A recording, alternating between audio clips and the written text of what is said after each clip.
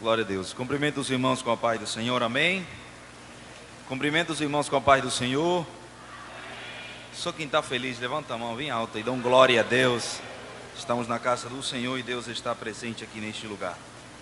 Irmãos, é uma alegria enorme poder participar mais uma vez desse maravilhoso culto geral de missões na nossa congregação. Tanto nos cultos que se fazem também todo domingo do mês em cada congregação daqui de Mossoró. Nós participamos com muita alegria e um prazer enorme poder hoje trazer uma palavra de missões para vocês também nessa noite, e para os que nos assistem também no canal do YouTube da nossa Assembleia de Deus aqui em Mossoró, a TV AD, que Deus abençoe você também que acompanha pela internet. E eu quero convidar os irmãos a abrir a sua Bíblia comigo no livro de Atos dos Apóstolos, capítulo de número 10 e o versículo de número 29. Livro de Atos dos Apóstolos, capítulo 10, versículo 29. Entretanto, você procura o texto. Eu agradeço ao nosso querido pastor Vicente pela confiança de hoje compartilhar uma palavra de missões com a igreja aqui em Mossoró. Sempre uma alegria poder servir na casa do Senhor. Atos dos Apóstolos, capítulo de número 10, versículo 29. Está escrito assim na palavra de Deus: por isso, sendo chamado, vim sem contradizer. Eu queria que a igreja repetisse comigo isso. Sendo chamado, mais uma vez, igreja. Sendo chamado, vim sem contradizer. Amém, irmãos? Deixe sua Bíblia aberta e vamos meditar nessa pequena história que se encontra no capítulo 10 do livro de Atos. Amados, os que me conhecem de perto sabem muito bem que eu sou venezuelano, Ricardo Salcedo. Eu sou fruto da obra missionária daqui do Brasil, lá na Venezuela. Eu fui pastoreado pelo querido pastor Enéas Rodrigues, desde que ele chegou até que ele saiu e voltou para o Brasil. E hoje ele está em Tibau. E o nosso querido pastor Nonato, que hoje também está em Uruguai, em Montevideo. Estive com eles perto lá, sou fruto do trabalho missionário. E o mês passado, com o apoio do Demadem, nós fomos lá à Venezuela, eu com minha esposa e nosso filho. Passamos um mês apoiando o trabalho missionário e ficamos em Maracaibo, que é onde tem uma das obras Assembleia de Deus em Mossoró. Está em Barquisimeto, onde está o filho do pastor Lira, juntamente com o pastor Louis, vários pastores locais em várias congregações. Em Valência tem outro trabalho, onde tem 2 congregações. E em Maracaibo, que é a minha cidade, onde eu nasci, onde eu fui lá, acompanhei de perto os pastores que foram missionários daqui. E lá em Maracaibo, durante esse tempo, antes de começar a pregar, eu queria falar um pouco disso. Pediram até oração pela Venezuela, né? Por causa do que aconteceu agora domingo, teve as eleições, aí todo mundo viu o reboliço que está na internet, de tanta coisa que estão postando, não é apenas no Brasil, é em todo o mundo, muita gente que está sofrendo, muita gente que está morrendo, em manifestações na rua contra o governo e tanta coisa, irmãos. O que a igreja pode fazer é orar. Nossa confiança está em Deus, que Ele não apenas tem muito poder, Ele é todo poderoso. Quando eu fui ano passado em setembro lá, o pessoal já estava se preparando para esse momento de que esse ano iam acontecer as eleições. Durante esse tempo que nós passamos, eu tinha 7 anos que eu não ia para a Venezuela, irmãos. Tinha 7 anos que eu não ia para lá. Foi a primeira experiência cultural da minha esposa Thalita, que ela nunca tinha ido para lá.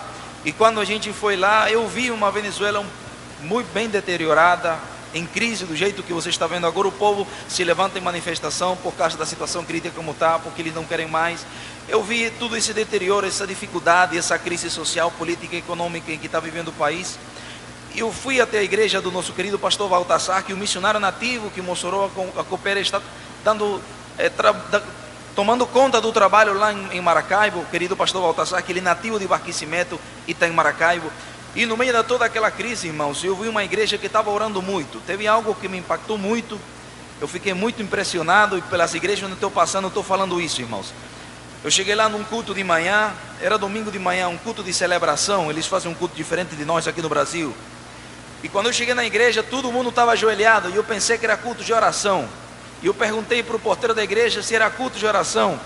E ele disse para mim: não, assim não é culto de oração. Aqui a igreja se ajoelha mesmo sem ser culto de oração. Todo mundo tem que chegar e se ajoelhar e passar pelo menos meia hora orando. A igreja na Venezuela. E eu me sentei, me ajoelhei ao lado de pessoas que estavam clamando, dizendo: Deus, manda comida para minha casa. Deus, faz alguma coisa pelo meu país. Eu estava sentado ouvindo de perto o clamor das pessoas, levantando a voz bem alta, clamando a Deus. Então, apesar de toda aquela crise, a igreja estava buscando mais a Deus, se aproximando mais ao Senhor. E uma coisa que eu percebi bem de perto, nas igrejas que eu visitei, pelos lugares que eu vi, os pastores nativos que eu participei com eles, estive com ele de perto. Irmãos, apesar de toda essa crise que está acontecendo lá, apesar da dificuldade, apesar da tempestade, apesar daquele caos que vive hoje Venezuela, a igreja na Venezuela ainda está viva, irmãos. Não morreu, nem crise, nem dificuldade, nada que o inimigo tente fazer, tentou matar lá. Eu vi uma igreja viva orando sem provisão. Eu vi uma igreja viva clamando, adorando a Deus mesmo sem ter a geladeira nada em casa. Eu vi uma igreja glorificando, cultuando a Deus, levantando a mão com tanta energia, no meio de uma crise que ninguém pensa que ele está em prova, irmãos. E eu vi de perto como eles adoram a Deus, apesar de tudo aquilo, com palmas, a cultura deles, eles adoram o Senhor, e no meio de tudo aquilo, eles não permitem que nada disso abale a fé deles, irmãos. Então a notícia que eu quero falar para a igreja, em nome do meu país, a igreja na Venezuela ainda está viva, e não apenas na Venezuela, tem tanto lugar do mundo, onde a igreja é perseguida, tem tanto lugar do mundo onde missionários estão sendo mortos, sequestrados. Tem tantos lugares no mundo onde não permitem que o evangelho seja pregado. Mas apesar de tudo aquilo, das investidas do inimigo contra a igreja ainda está viva na terra. E o evangelho continua sendo pregado no meio de toda essa crise, meus irmãos. Isso é para dar glória a Deus e ver nossos irmãos que pregam e compartilham o evangelho. Eu acompanhei de perto, faz um tempo atrás, uma missionária daqui de Brasília. Eu vi pela internet e ela estava conversando um pouco. Eu acompanho muito de perto os lugares onde a igreja é perseguida. Aliás, teve uma das escolas dominical que falamos sobre a igreja perseguida, até os confins da terra, não foi, meu professor? E nesse tempo eu comecei a pesquisar um pouco e tentar entender como funcionava, que às vezes a gente não tem ideia de como é a pregação do evangelho naqueles lugares, irmãos. E eu vi de perto uma missionária que foi dar apoio a um dos evangelistas que hoje são nativos da igreja perseguida na Ásia Central. Aquela missionária aqui do Brasil, que passou 3 meses lá dando apoio à igreja perseguida, ela não quis nem dizer qual era o lugar, para não colocar em risco nem o missionário evangelista que está lá, nem a igreja. E ela conta que quando ela chega lá, tentando ver como funciona a questão do evangelismo, onde a igreja é perseguida, ela conta um pouco que ele conheceu um certo evangelista nativo asiático, num contexto de igreja perseguida, onde ela perguntava: de que maneira vocês evangelizam aqui? Você é evangelista, você fala de Jesus como?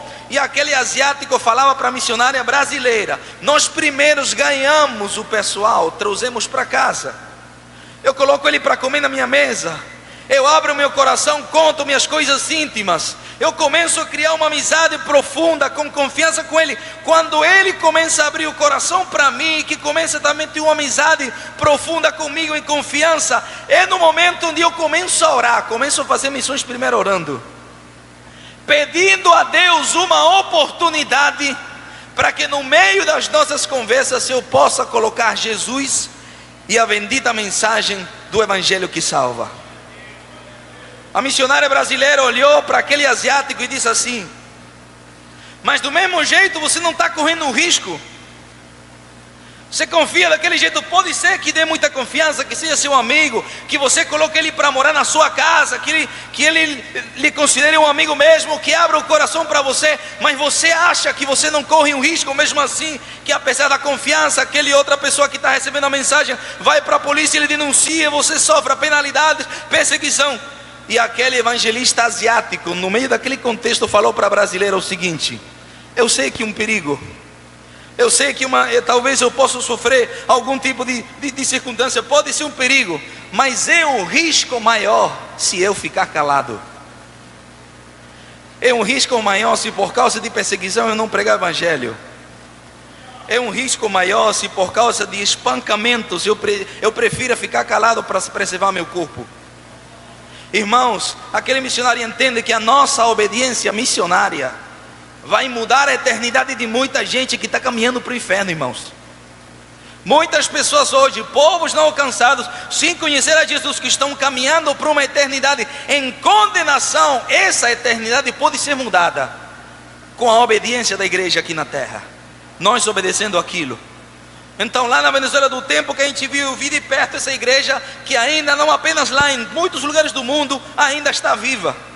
E eu posso falar com toda a propriedade, como venezuelano que eu sou, E por aquilo que eu vi de perto tanto tempo que eu estive com o pastor Enéas e o pastor Nonato, e nesse mês que eu fui com minha família lá, irmão, não é em vão a sua oração pelo campo, não é em vão a sua oferta pelo campo. Você não tem nem ideia o impacto que causa uma oferta e uma oração lá no campo missionário. Então nada é em vão. Continue orando, continue contribuindo, continue se envolvendo, que vidas estão sendo alcançadas com a nossa, abraçando a causa missionária, irmãos. Louvado seja o nome do Senhor. O texto que eu li com vocês, agora sim, indo aqui, irmãos, rapidamente, é Pedro quem está falando para Cornélio e um grupo de pessoas que foi recebido. Eu quero que você olhe para essa história numa visão missionária, vendo Cornélio como representando o campo missionário, e vendo Pedro como representando a igreja missionária, nós que somos chamados e temos que ir sem colocar nenhuma objeção, temos que obedecer sem contradizer nada, obedecendo, porque nós entendemos que a obra missionária não é uma coisa para eu pensar, não é uma opção para ser pensada se eu vou ou não fazer, não, é uma ordem para ser obedecida pela igreja. Aliás, certo missionário uma vez ele falou que a ordem missionária ela é tão forte que ela divide a igreja em duas partes: obedientes e desobedientes. E a pergunta é: em qual parte estou eu? Eu estou fazendo parte em qual? Missões é uma questão de obediência. Na história do capítulo 10 de Atos, Cornélio, que era um centurião, o homem temente a Deus, que dava esmola, que tinha boas obras, que ele fazia as coisas certas, que era abençoado, que era um homem temente a Deus, piedoso, praticava o amor com o próximo. A única coisa que faltava em Cornélio era Jesus no coração, mais nada. Mas ele era um homem piedoso, ajudava, ele estava tranquilo, ele pensava que estava fazendo obras, caminhando no caminho certo, para na eternidade ir para o céu, temendo a Deus e fazendo o que é certo diante dos olhos de Deus, não aquilo que é mau, que é ruim. E Deus, olhando do céu, que percebeu que ninguém é salvo por obra senão pela fé, ele decide enviar um anjo, irmãos. E aquele anjo, no capítulo 10, você lê em casa quando chegar melhor, que eu não quero me passar do tempo que me foi dado. O anjo vai aparecer para Cornélio no capítulo 10 e vai dizer para ele que tem um homem que vai falar para ele algo que ele precisa ouvir: o evangelho, irmãos. O anjo desce e diz: a tua oração foi ouvida, Cornélio. As tuas esmolas, Deus tem visto, as tuas boas obras, mas tem algo que você precisa conhecer, tem algo que você precisa experimentar, e tem um homem que ele vai falar para você. E Pedro, ele está na rua tal, lá em Cesareia, na casa tal de Simão Curtidor, ele dá todas as coisas bem direitinhas, e Cornélio vai mandar os seus soldados buscar Pedro. Na história continua dizendo que Pedro vai lá na frente. Quando ele está lá, ele vai ter uma visão de um lençol que vai descendo, irmãos. E naquele lençol tem animais de vários tipos de animais quadrúpedos, com peçonha, com tanta coisa que era considerado para o judeu impuro. Quando desce o lençol, ele escuta uma voz do céu, não é da terra, do céu, que fala para ele: mata e come. Ele diz: eu não faço isso, Deus me livre, eu não vou tocar nada imundo, não chame imundo que eu santifiquei. A voz fala para ele 3 vezes. Enquanto a voz falou do anjo para o campo missionário uma vez, ele foi na hora. E Pedro teve que falar 3 vezes, irmãos. Os povos não alcançados. Oswald Smith, uma vez ele fala num escrito dele, um missionário canadense: os povos não alcançados, os campos missionários, estão mais preparados para receber o evangelho do que nós para compartilhá-lo. Às vezes nós somos tímidos. Às vezes nós pensamos que não é para nós, que não temos a capacidade de compartilhar, de falar para um vizinho, de falar para alguém. Mas a igreja é vocacionada para a missão. Nós somos, Pedro vai escrever na sua carta, no capítulo 1, versículo 2, capítulo 2, versículo 9, nós somos o povo escolhido por Deus, real sacerdote, nação santa. Tudo aquilo que a gente é com o objetivo para anunciar as virtudes, as coisas boas, as boas novas, as boas notícias daquele que nos chamou das trevas, do mundo perdido que a gente estava, para a sua maravilhosa luz. Pedro escuta a voz, ele fica refletindo naquilo. A história conta no capítulo 10 que depois que ele está refletindo em tudo aquilo, o Espírito Santo fala no coração: tem 2 homens na porta te buscando, foi eu que mandei, vai com eles que estão precisando de você. Ele desce, ele decide ir com os homens. Quando ele vai para lá, que ele chega, aquele Cornélio que Era um homem bom, era piedoso, fazia boas obras com o próximo, mas ele não entendia muito bem quem era Deus, nem tinha experiência com o Evangelho do verdadeiro Jesus. E é naquele momento que ele se ajoelha e vai adorar o próprio Pedro, pensando que ele é um Deus. E Pedro, não é comigo.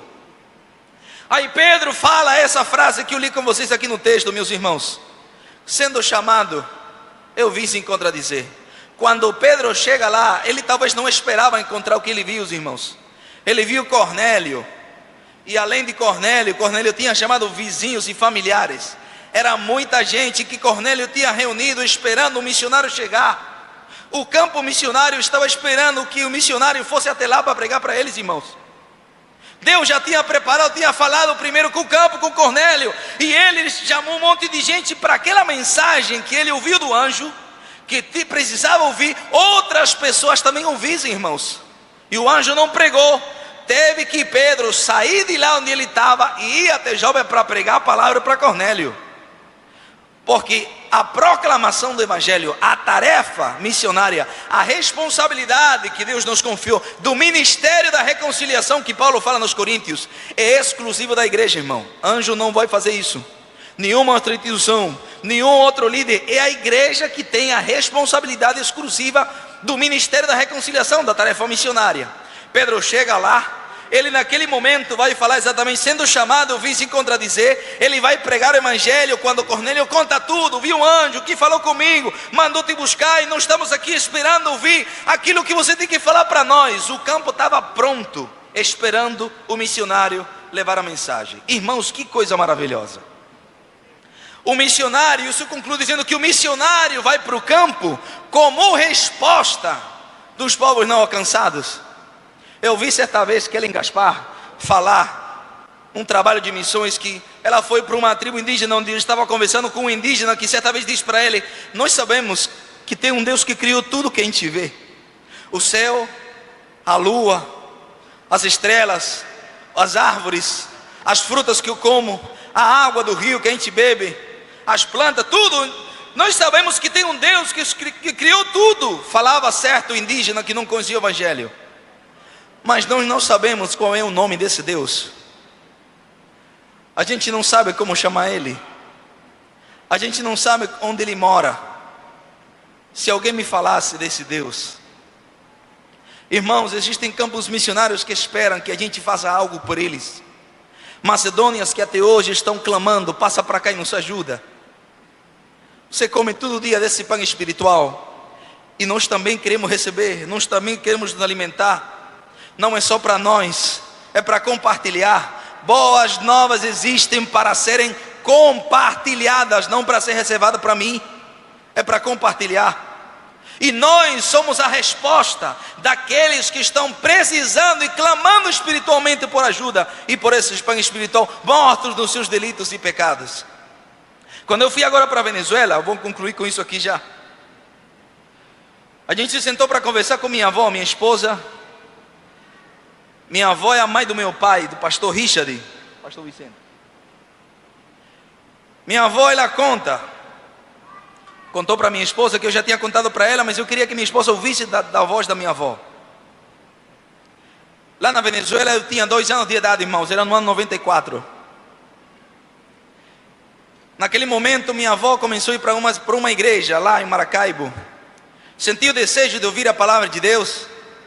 Só que a igreja ficava muito longe. Ela não tem igreja em todo canto como aqui no Brasil, que em Mossoró tem mais de 150 na cidade, mais as áreas missionárias. Lá não é assim, irmãos. Na Venezuela é um campo missionário que precisa de missionários para espalhar a mensagem do Evangelho. E naquela época que não tinha igreja mesmo. Ela conta que ela começou a visitar uma igreja de longe. Ficava mais ou menos a 1 hora caminhando de onde ela morava. Eu tinha 2 anos de idade. Na época quando ela começou a ir, meu avô, a esposa dela, que hoje ainda está vivo também com minha avó, começou a ver que ela saía 9 e pouca e andava sozinha na rua, vindo para casa. E meu avô falou para ela: você não vai mais para essa igreja não, porque você vai sozinha por essa rua, não tem ninguém que lhe traga, você não vai mais não. Mas eu quero ir, eu gosto de ouvir não, ela não tinha se entregado para Jesus ainda. Ela só estava ouvindo a palavra. E a fé vem pelo ouvir, né, irmãos? Então ela já estava começando a ouvir a palavra naquela época, 1994. Quando ela vê que meu avô disse, você não vai mesmo, não vai, e ela não vai poder ir, porque é perigoso você sozinha, pode acontecer algo. Ela não conseguiu ir mais, ficou em casa, aí ficou com aquele desejo que ela queria ouvir, que ela queria.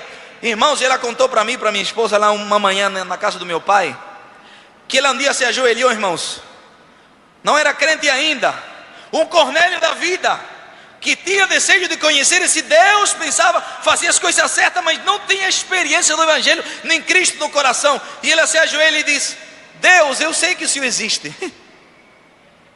Eu estava indo para uma igreja, estava ali conhecendo, estava ouvindo sua palavra, agora não posso mais, meu marido não me deixa. Senhor, manda uma igreja aqui perto, que eu quero conhecer tua palavra. Eu quero lhe conhecer, Senhor, manda uma igreja para aqui perto. Era a fala da minha avó, quando ainda não era cristã, mas estava começando a ouvir o Evangelho. E nesse mesmo ano, um missionário saiu daqui do Brasil, largou tudo, vendeu a casa dele, comprou um ônibus casa, pastor Gerson. Até hoje eu me lembro, tenho alguns reflexos dele.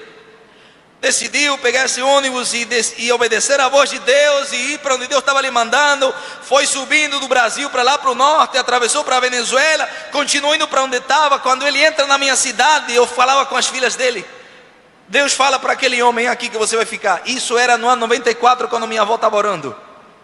Aquele brasileiro, quando fala que começa a andar pela cidade para ver onde vai plantar uma igreja, onde vai iniciar o trabalho, ele passa por uma rua de um bairro onde ele vê um terreno que não tem nada, só uma árvore, estava escuro. Aí tinha gente que ia lá para consumir droga, para vender droga. Como não estava escuridão, ninguém morava, não tinha casa, era um terreno escuro com pé de manga. Quando ele vê Deus falando no coração daquele brasileiro, é aí que você vai plantar a igreja. O brasileiro para aquele ônibus casa, até hoje me lembro de criança, com toda a família dele dentro de casa. E naquele momento, quando ele para aqui, ele vê que ele começa a tentar conhecer. Irmãos, aquele terreno estava na frente da casa da minha avó. Na frente da casa da minha avó. Quando minha avó viu, pensou que era um circo, irmão, no início. É um ônibus casa, não é normal lá? Que é isso? Será que gente de circo? Mas quando viu que ele tocou a porta, que disse que era missionário, que vinha plantar uma igreja, que queria saber de quem era o terreno, ela viu, o senhor é missionário? Sim, eu vou plantar uma igreja aqui. Aí ela disse que começou a chorar, levantou a mão e disse diante do brasileiro, meu Deus, eu pedi para o senhor trazer uma igreja para perto de mim e trouxe para frente da minha casa. Irmãos, os campos missionários clamam e a resposta somos você e eu. O campo missionário hoje está clamando, pedindo ajuda, e a resposta somos nós que estamos aqui. O missionário vai para o campo em resposta àqueles que estão pedindo ajuda. Lá no meio muçulmano tem missionários hoje que não podem dizer que são cristãos. Eu tenho acompanhado mais de perto. Eu tenho ouvido relatos, irmãos, tenho recebido mensagens do WhatsApp de amigos missionários que estão no meio islã, na Arábia, naqueles países muçulmanos, onde eles estão pedindo oração à igreja para que Deus continue se revelando aos muçulmanos, para eles conhecerem Jesus. Eu conheci de perto o relato de um missionário que ele conta que ele estava trabalhando numa empresa como brasileiro, ele foi lá como profissional, enviado por uma agência missionária, e um muçulmano que se fez amigo dele teve um sonho onde ele viu uma criança pequena de branco que se sentou do lado dele falando, eu quero que você me conheça. E ele falava, quem é você, criancinha? E a criança falava, o brasileiro que trabalha com você, sabe quem eu sou? Pergunta a ele. Aquele muçulmano se acordou perturbado com aquele sono e foi correndo lá e disse, eu quero falar com você no almoço. O missionário muçulmano não entendia. Quando sentaram para comer, ele disse, eu tive um sonho. Uma criancinha pequena vestida de branco falou que eu tinha que conhecer ela. E eu perguntei quem era e me disse que você sabia quem era essa criança que queria falar comigo. Me diga quem é, que ele mencionou você que é brasileiro. Irmão, naquele momento o homem abre a Bíblia e mostra aquele Salvador, o Emanuel, que nasceu para salvar a humanidade. Diz, foi ele que se revelou. Aquele muçulmano se entregou para Jesus e continuam até hoje acontecendo coisas assim. Deus se revelando no meio do povo muçulmano e missionários estão indo lá como resposta àquele clamor. Irmão, levanta a mão neste momento, porque Deus conta conosco para que com certeza recebamos resposta para os povos não alcançados, irmãos. Louvado seja o nome do Senhor. Sendo chamado, Pedro falou, eu vim sem colocar nenhuma objeção.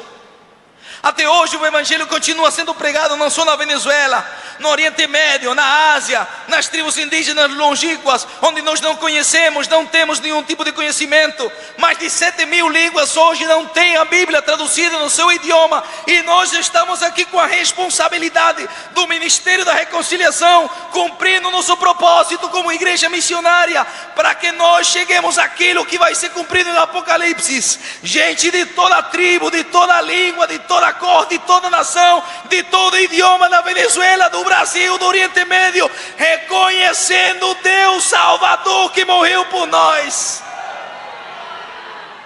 Louvado seja o nome do Senhor. E eu encerro minha mensagem com aquela fala que uma vez eu ouvi de um missionário, quando ele disse assim: todas as vezes que vocês queiram imitar a Deus, façam missões, meus irmãos, porque o nosso Deus é um Deus missionário. Ele tinha apenas um filho e mandou ele como missionário para que hoje a gente pudesse entrar no trono de Deus e pudéssemos ser chamados filhos de Deus, e a salvação por graça e pela graça de Deus.